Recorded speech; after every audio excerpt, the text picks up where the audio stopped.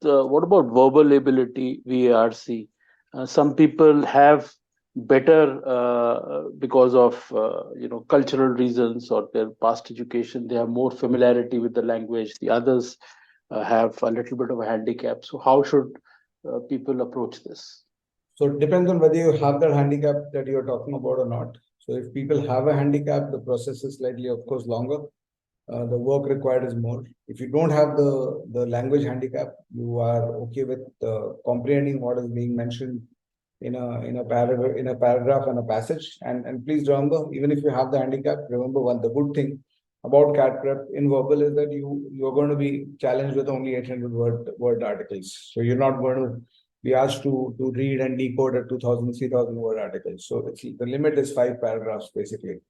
So in case you are you have the handicap, then your focus has to be on building your vocabulary, so that while ultimately the crux is sentence comprehension. If I can understand a sentence, a paragraph is 5 or 6 sentences, I'll be able to understand a paragraph. The passage is 4 or 5 paragraphs. So if I can understand a sentence, I can understand a paragraph. If I can understand a paragraph, I can understand a passage.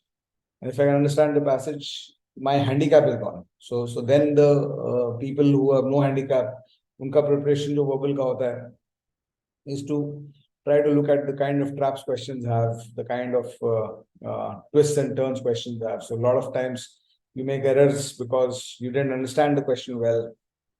Now, when you don't understand a question well, it could be because you didn't focus enough. So if you raise your focus, your question will be understood.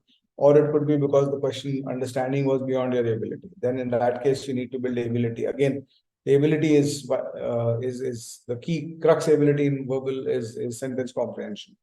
So when you're talking about verbal, people without the handicap have to do broadly 3 things. They have to improve their ability to read and understand questions.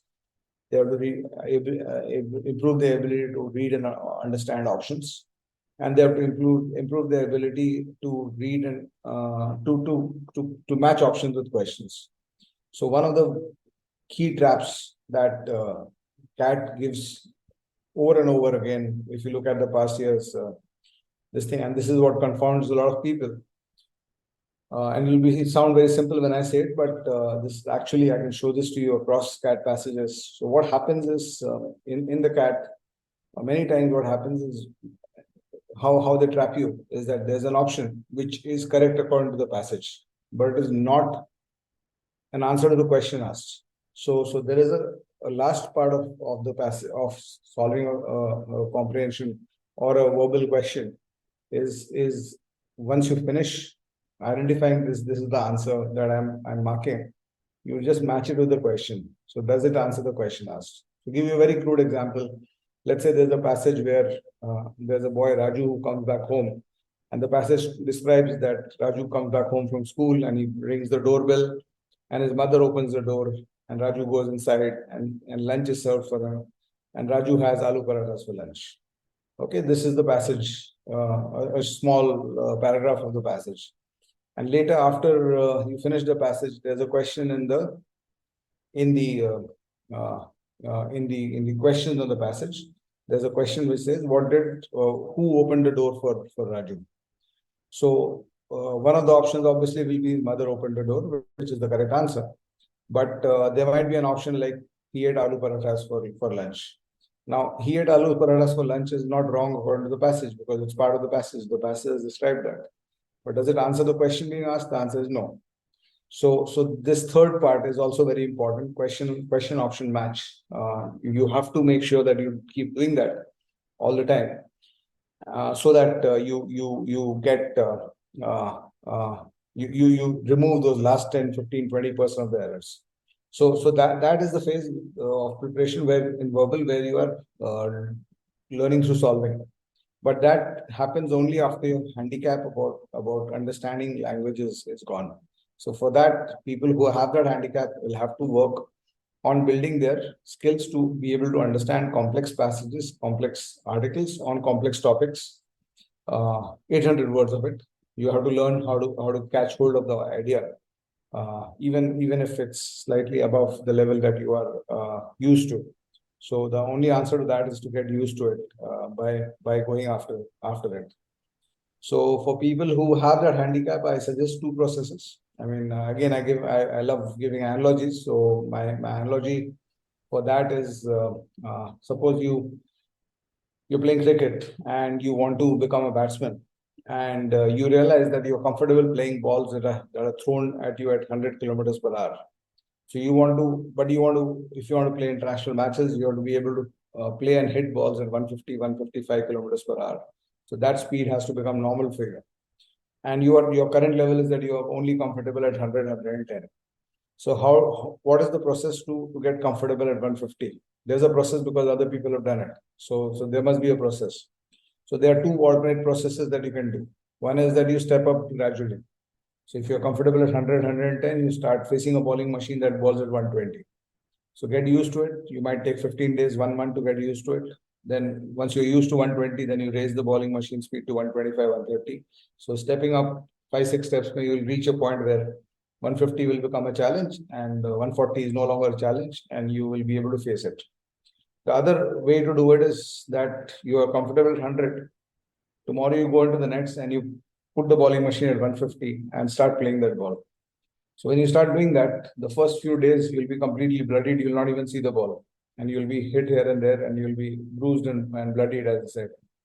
But gradually, what will happen is if you continue doing that 150 every day, facing that 150-kilometer ball every day, what will happen gradually is after 10 days, 15 days, 1 month, 2 months, you'll start seeing the ball. After 3 months, 4 months, you will start touching the ball or hitting the ball. 6 to 8 months later, if you're doing it every day, you will get used to it. So why I'm telling you these two processes, because when you are, if your comfort level is here in verbal, you want to read passages and solve passages at this level. So there are two ways to do it. One is step up gradually. So you define your comfort level, read things that are just above it, so that your mind is expanding and stretching. The other is that you start doing this on day one. And you start doing this on day one, you keep doing it. You might not understand anything for the first few days. It might be a very frustrating experience, but you keep going back to the nets and keep getting hit by a 150-kilometer ball. You will start realizing that a few days later, maybe 1 week, 15 days later, you'll start understanding 20, 30% of what you're reading. And then gradually you'll start seeing that you will be able to understand and do these passages like you never imagined you could. You just have to continue doing that straight 150-kilometer ball at the same time. So why this process is important is because if I've got 3 years to build my language, I can recommend a step-up approach. It'll work for you. But if you want your language building up to deliver in November and you are in July, you got 120 days, you wanted to deliver in November, you cannot take the step-up approach only. The step-up approach might get you to somewhere in between, but will not give you the 150-kilometer per hour outcome. So the shorter method, the shorter path, is to get bloody, get bruised, but get dirty every day, but keep going back to that level of reading. So straight away start from economists, start from the top newspapers and magazines of the world from which CAT picks up passages. It's not very difficult to find out where it picks up from. Read that, start reading every day, and gradually you'll improve your ability to, and not gradually, very quickly you'll improve your ability to understand that. So that's the verbal, those are key points of the verbal process. Perfect. Two quick